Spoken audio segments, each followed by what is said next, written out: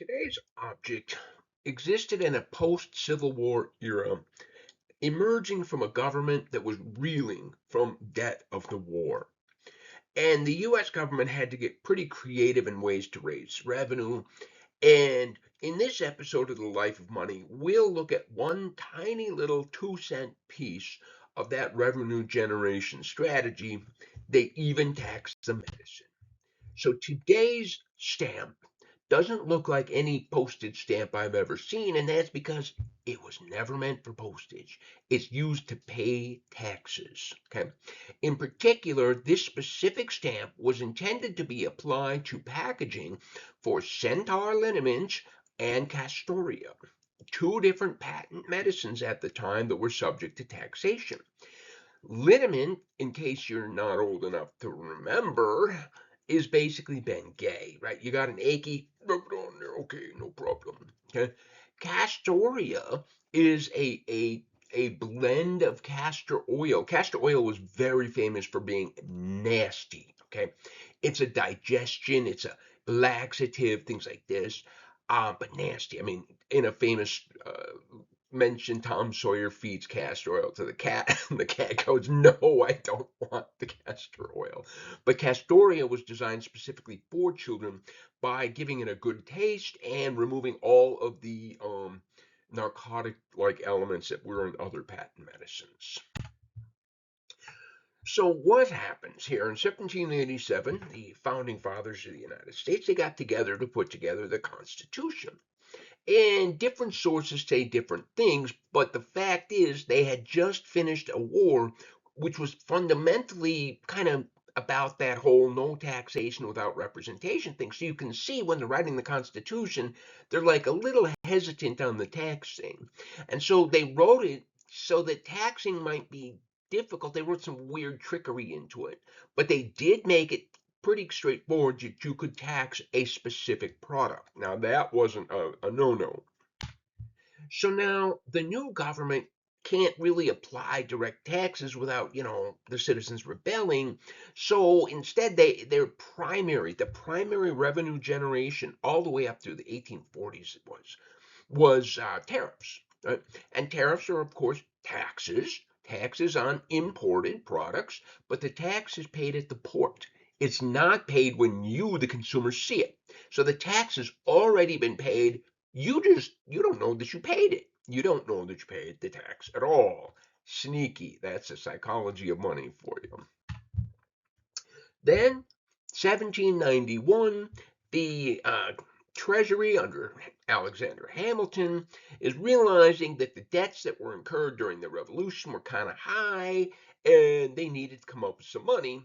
So, what Hamilton did, and I mean, again, these are all rumors upon rumors, is he was like, who can I how can I make this politically to my advantage? So what he did was he created a tax on whiskey. Now, a tax on whiskey would affect some of the more Appalachian, more frontier areas of what was then the United States. And Hamilton didn't view these as politically important, and he felt that people in, say, for example, New York would find this to be very popular because it's revenue generation that doesn't come out of my pocket. Okay. And quite quickly, the people in the Appalachian area started to rebel against this. Because here's the thing with the people in Appalachian areas is that their primary crop was corn. But corn is notorious for going rotten and it's heavy.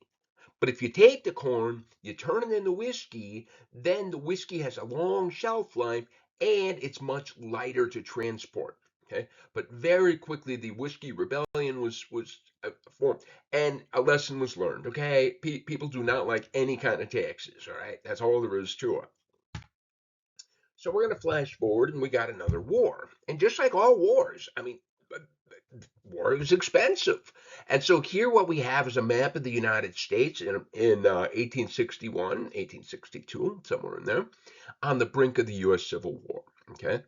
And so we find that right away, the federal government in 1861 already figures it out. We need cash. So after a failed attempt at a Revenue Act of 1861, a second attempt was created, the Revenue Act of 1862. And the federal government then provided what they call proprietary stamps that could be used to pay the taxes on individual items. Some of the things that were taxed were luxury goods, medicine, perfume, playing cards, matches. I mean, it was everything. It was bank checks. It was every financial transaction, everything. And the federal government was going to get a piece of the pie, even if it's only 2 cents at a time. Seems like another way to hide a tax to me. Call it a tariff, call it a 2 cent, you know what I mean? So our particular stamp starts to come to life not in 1862, but in 1871, where the Revenue Act is still alive and well. A guy named Rose and a guy named Fletcher, they were working for some different pharmaceutical companies. They know the business. They find a deal for something called Centaur liniment. And it's already out there and there's a market for it.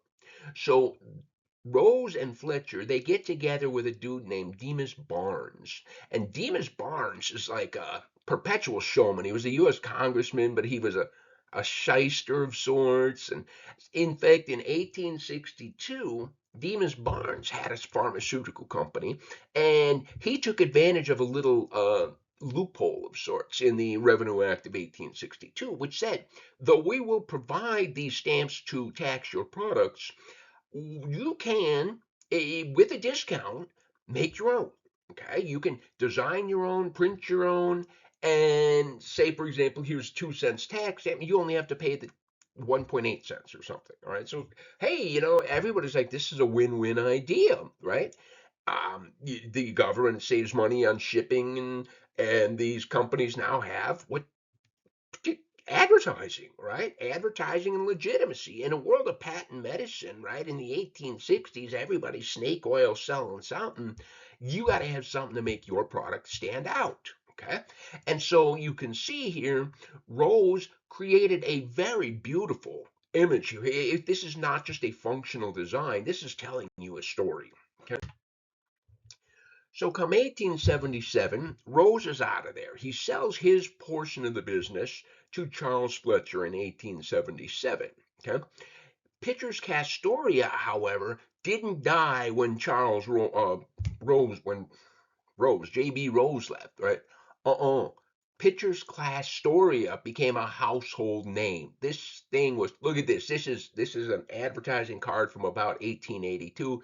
Jumbo the Elephant was a household name at this time. How Jumbo was a rock star, and P.T. Barnum was at that point exhibiting him. And look, you take P.T. Barnum's showmanship, combine it with Castoria, and you can even find, and this is very cool, 1888, the New York Almanac. It's free. It's available at archive.org. And every other page is advertising for Pitchers Castoria. The slogan, they're just mains, they had great ones, but the slogan was "Children cry for Pitchers Castoria," and if you believe the ads, you can do just about anything with it. Okay? And lo and behold, this thing still exists. It's called Fletcher's Laxative for Kids. You can buy it at Walmart. So why a centaur? Okay. Now, first off, the educated person of 1871 would remember their Greek mythology, and they would know that in Greek mythology, most centaurs are quite violent. Okay. But there was one specific centaur called Chiron, and Chiron was known for being gentle and wise. And in fact, Chiron was the tutor of Asclepius, and Asclepius would grow up to be the Greek god of medicine. But yet in 1872, there's a newspaper advertisement in the Brooklyn Eagle. Some of the ingredients of this liniments are equally efficacious for man and beast, hence the name of centaur. Okay, and yeah, they sold two different versions of centaur liniment. One in if it had one colored paper, it was for humans. If it had a second colored paper, it was for animals. So what was the money here? So they're trying to hide their taxes by kind of 2 cent, yeah. But it turns out an unskilled laborer working in 1871 had to come up with 7.4 minutes of their working life to earn the 2 cents. And 2 cents, to put it in perspective, is a half a New York Times. The New York Times had been 2 cents before the Civil War, raised to 4 cents during the Civil War, a half. By 1877, wages went down and it took more time. This is due to the Panic of 1873, which was really all an over speculation on railroads that didn't go where they were supposed to go, and businesses collapsed. And so you can still only buy half of a New York Times, and it takes you even longer to earn it.